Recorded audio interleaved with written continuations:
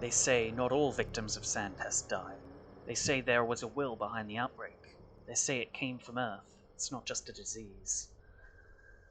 The spirit tormenting Katarina is real, because living Earth is real. It bears things like the rat prophet and the sand plague itself.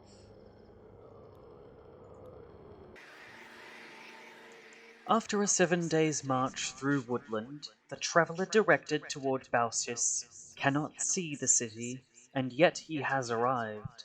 The slender stilts that rise from the ground at a great distance from one another and are lost above the clouds support the city. You climb them with ladders.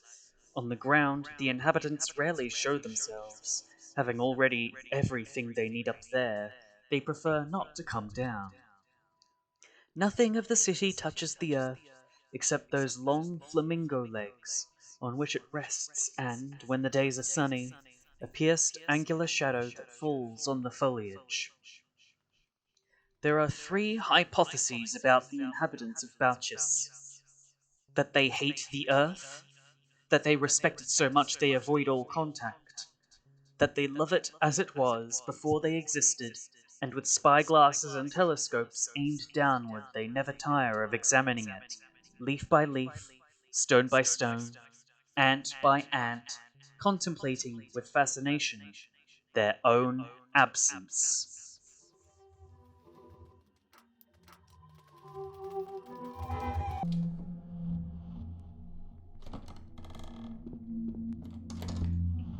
Ah, Slugs and snails and puppy dog tails. I don't know. Maybe I could be a sort of a daughter to you. What do you mean, sort of? Sort of. Don't you trust me? Well, you're not as bad as your daddy. Why are you saying he's bad? Well, that's what my friend says. She knows everything in the whole world because she can sneak into any tiny little hole. Who is that friend of yours, anyway? Maybe I'll introduce you. She asks about you a lot, but doesn't want to meet you yet. You do that. I don't have enough hands. So sad without my caring poke. I had a fight with Sticky, all because of your father again. I'm so worried now. What if we never make up? What did you fight about? Sticky says that your father is good, that he was smart and kind to people, but I know that's not true. Why isn't it? Because everything is bad because of your dad. He always made everyone sad. Really? Everyone? If it weren't for him, we would be living like we used to and nothing would be bad. What did my father even do to you? Your dad, he killed my parents. That's new. Where did you hear that? That's what I heard. He locked them up so they couldn't go outside, so they got sick and died. I was just 2 years old. Damn. First outbreak. I hope I can make up with Sticky. I don't hate having a brother at all. He grumbles a lot, but he's really nice. He makes food for me. Yesterday he brought me sugar. He put it over a candle and made a piece of candy.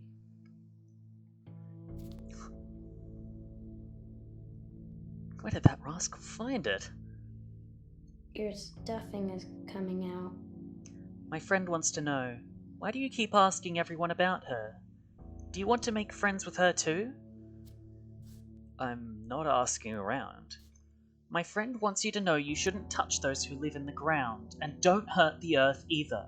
If you cut the earth or cure it, nothing will grow there anymore. See, my friend is good. That's not true about the earth. I told you everything I needed to. There's an awesome worm living underground too. It has 2 belly spots, blue ones, and tiny little shoes, and hooves.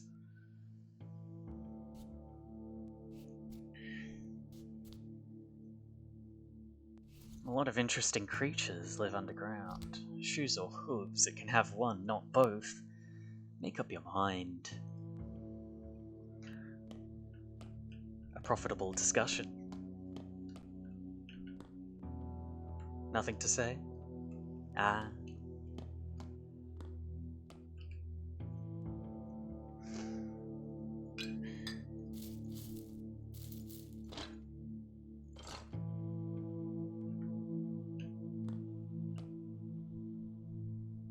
Let's see.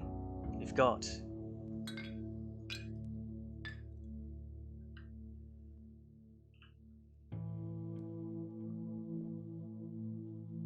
I need to test this on a patient. Need to test this on a patient. I need to test this on a patient.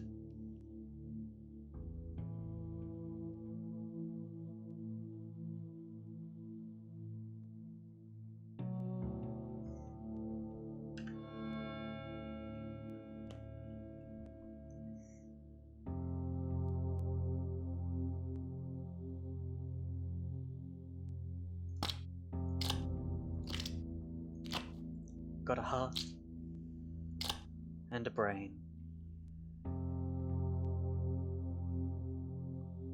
Let's make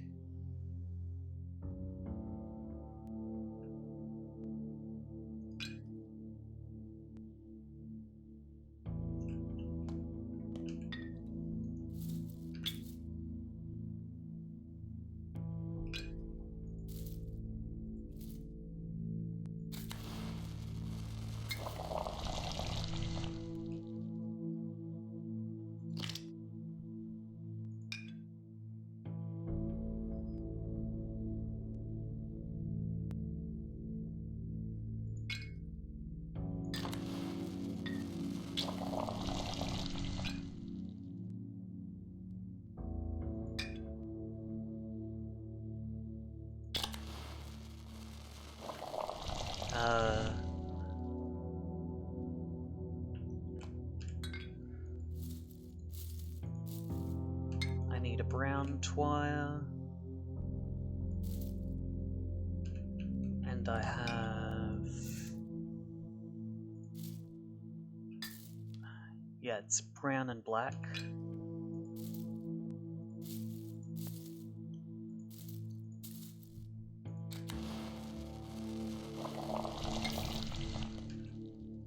And let's get a infected blood.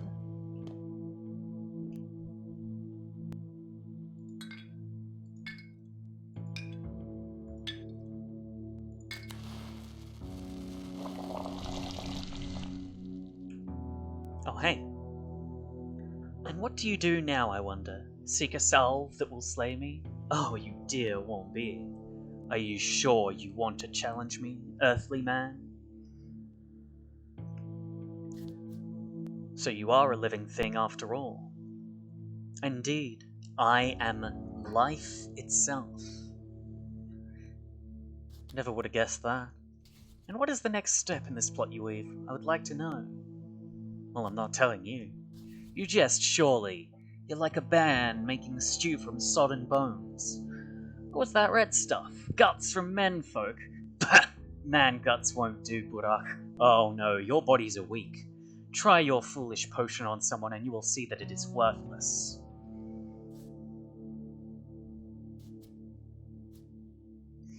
This one might fail, the next one, who knows?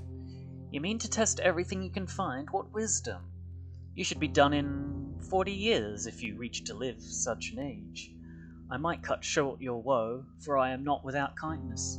The fool will die, and the wise shall receive my help. You're much simpler than you like to think. I do not stand still, Mehul. I shift and shift quickly. Will you race me?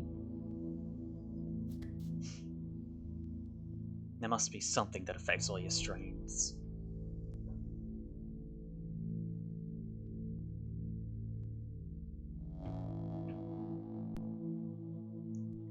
I brewed something, but did I choose the right organ? I need to test this cure on an infected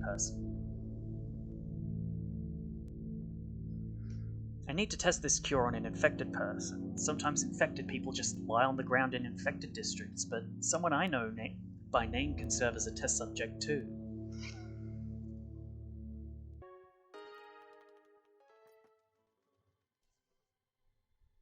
Recurrent invasions racked the city of Theodora in the centuries of its history. No sooner was one enemy routed than another gained strength and threatened the survival of the inhabitants. When the sky was cleared of condors, they had to face the propagation of serpents. The spiders' extermination allowed the flies to multiply into a black swarm. The victory over the termites left the city at the mercy of the woodworms.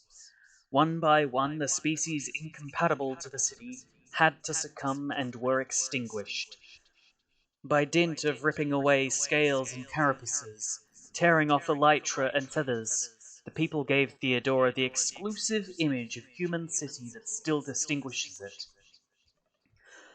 But first, for many long years, it was uncertain whether or not the final victory would not go to the last species left to fight man's possession of the city, the rats.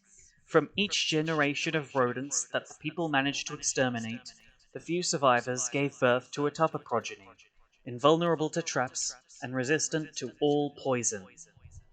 In the space of a few weeks, the sewers of Theodora were repopulated with hordes of spreading rats. At last, with an extreme massacre, the murderous, versatile ingenuity of mankind defeated the overweening life force of the enemy. The city, great cemetery of the animal kingdom, was closed, aseptic over the final buried corpses with their last fleas and their last germs. Man had finally re-established the order of the world, which he had himself upset. No other living species existed to cast any doubts. To recall what had been fauna, Theodora's library would preserve on its shelves the volumes of Buffon and Linnaeus. At least, that is what Theodora's inhabitants believed, far from imagining that a forgotten fauna was stirring from its lethargy. Relegated for long eras to remote hiding places, ever since it had been deposed by the system of non-extinct species, the other fauna was coming back to the light from the library's basements, where the incunabula were kept. It was leaping from the capitals and drainpipes, perching at the sleeper's bedside. Sphinxes, griffins, chimeras, dragons, hierocervi, harpies, hydras, unicorns, basilisks were resuming possession of their city.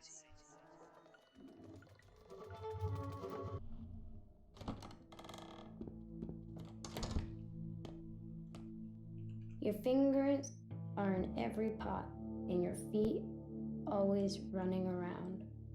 But you aren't the big head yet. My friend told me she's ready to meet you. That's what she said. She did. Who's your friend, Murky? Is she human? No. That friend of yours, is she so sneaky because people are looking for her? I can't tell.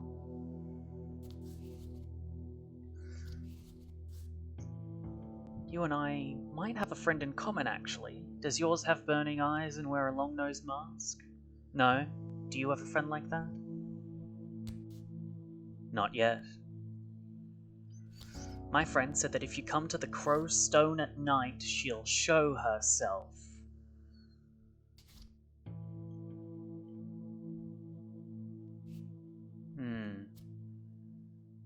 I have a bad feeling about this friend of yours. Murky's friend will wait for me after dark by the Crowstone. I don't like this one bit. What is this Crowstone?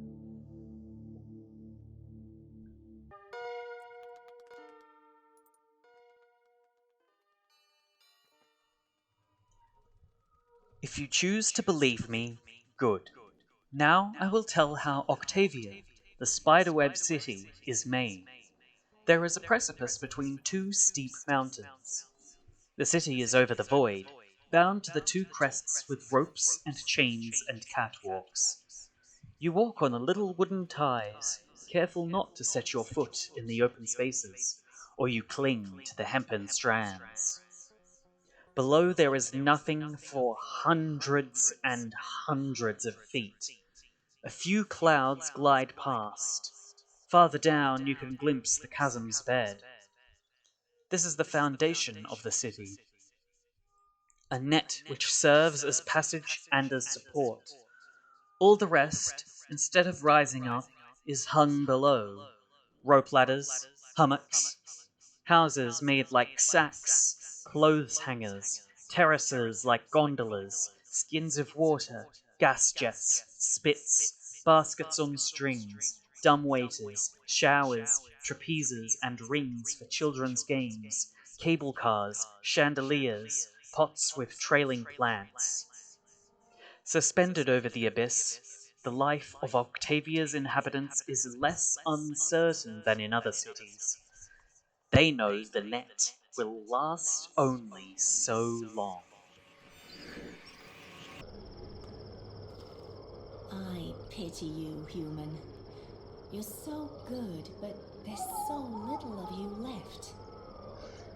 So, have you seen my parents? How are they doing? Saburov is in trouble. People are unhappy with him. Because of you. What? People harass them? Because of me? Oh, but what do they want? Why can't they just leave me alone? They think you're a carrier. Is it true? Oh my god, sweet god in heavens, obviously, seriously, definitely, clearly, I'm not! People believe that there is an urchin girl that the disease doesn't take for some reason. Do you know of many other suspects? A ton. There are lots of urchin girls around, especially these days. But no matter how many there are, those rumors are utter drivel. Sandpest kills everyone it touches. There's no salvation unless I help. Many people think you're a saint, but there's something uncanny about you. Fools. Utter fools. They all think I'm connected to the plague because... I don't know why. Guess it's because I'm always first wherever calamity strikes. But that's because I rush to help. Help by putting them out of their misery, huh? I'm a good person, Burak. You can tell lies from truth, don't you? Then you know I'm not lying. I'm a good person. And if anyone tells you I'm a shapeshifter, those are just rumors. Shapeshifters don't exist. All kinds of things exist.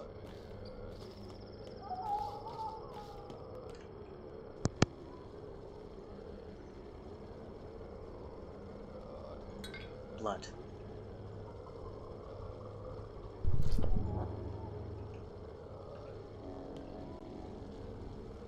Infected blood produces an antibiotic, too. Still not a panacea.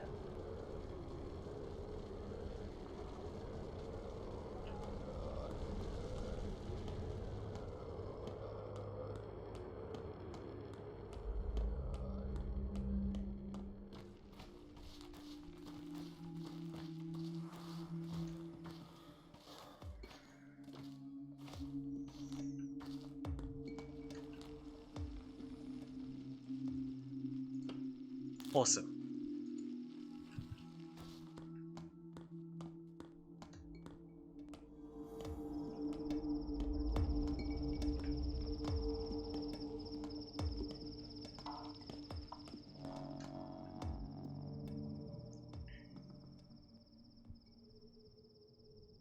Wrong. Trying out infected tissue leads nowhere. I need to think outside the box here.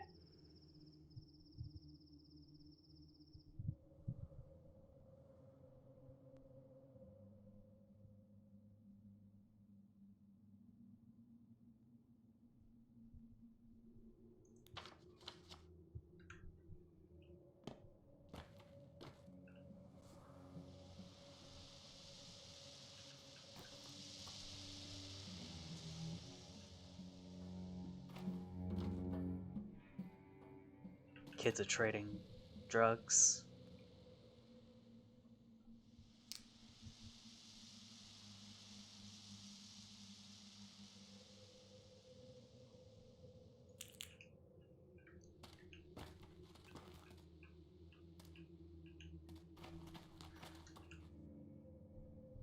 Witch Mounder for nothing I own. Awesome, cool, awesome kid.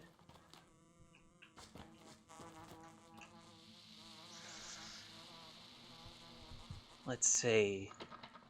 If I handle everything...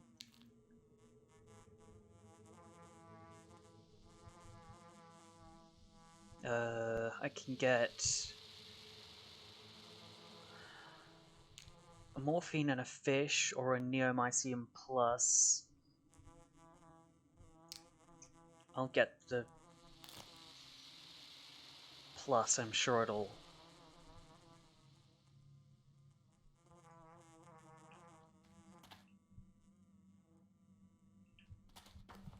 help. Monomycium... tweezers...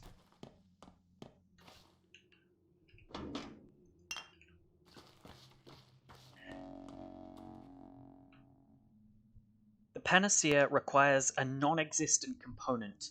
I need to pour a paradox into the alembic.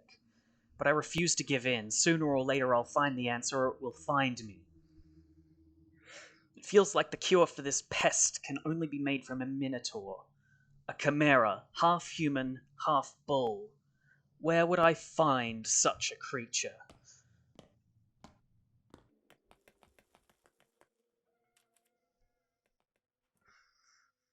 From there, after 6 days and 7 nights, you arrive at Zobeide, the White City, well exposed to the moon, with streets wound about themselves as in a skein. They tell this tale of its foundation. Men of various nations had an identical dream.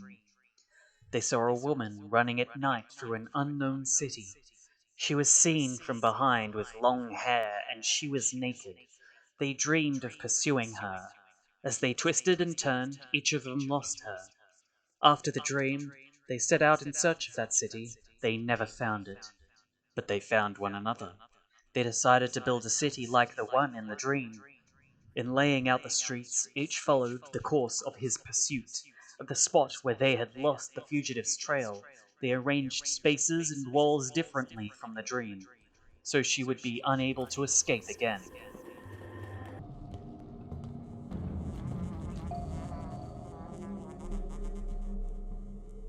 That's it. I don't have it in me to play guessing games anymore. Should I take a nap, maybe? There's always the hope I never wake up.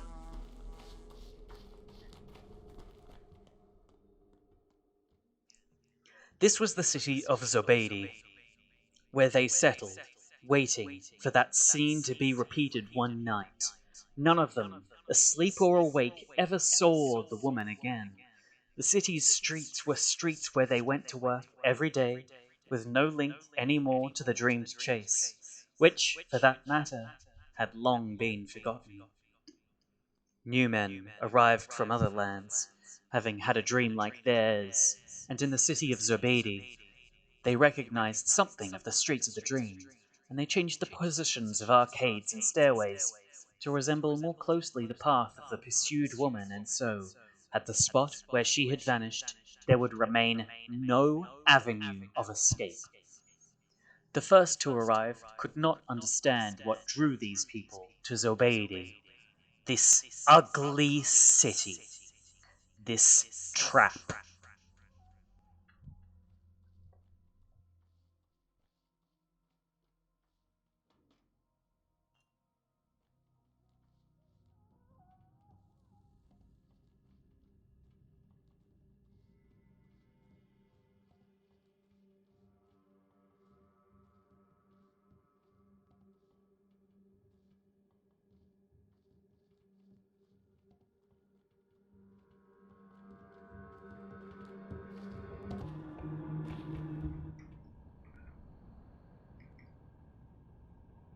I'm trying to divine who it will be. A man or woman. If a man, there will be blood, but it'll be easier for you to prevail in the end. If a woman, less of our blood, more of yours. That's what my flowers tell me. Who you talking about, kid? We're expecting guests. Bad guests. Violent. So I'm asking my flowers if we'll survive. They're not sure. It doesn't take a flower to predict our chances of survival. This track is an umbilical cord, our only connection to the outside world. How old are you, kid? 6, if mother's not mistaken, but I'm not sure. I'm worse with numbers than words. Yeah, you speak like you're 30.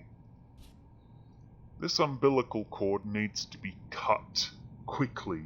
Sandpest flows through it, and a special emissary will arrive soon.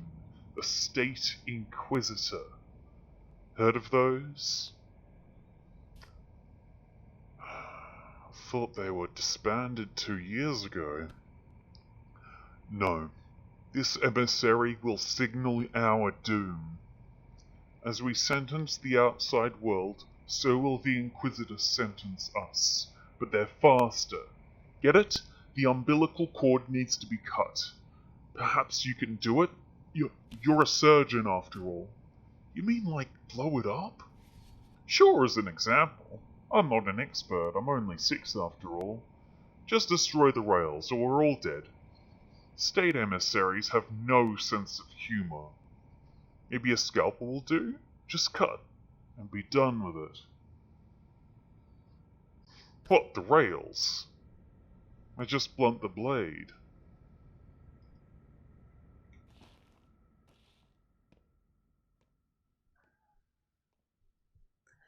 Perhaps the terraces of this garden overlook only the lake of our own mind. And however far our troubled enterprises as warriors and merchants may take us, we both harbour within ourselves this silent shade, this conversation of pauses, this evening that is always the same. Unless the opposite hypothesis is correct, that those who strive in camps and ports exist only because we two think of them, here, enclosed among these bamboo hedges, motionless since time began. Unless toil, shouts, sores, stink do not exist, and only this azalea bush. Unless porters, stonecutters, rubbish collectors, cooks cleaning the lights of chickens, washerwomen bent over stones, mothers stirring rice as they nurse their infants, exist only because we think them. To tell the truth, I never think them. Then they do not exist. To me, this conjecture does not seem to suit our purposes. Without them, we could never remain here swaying, cocooned in our hammocks. Then the hypothesis must be rejected. So the other hypothesis is true. They exist, and we do not. We have proved that if we were here, we would not be. And here, in fact, we are.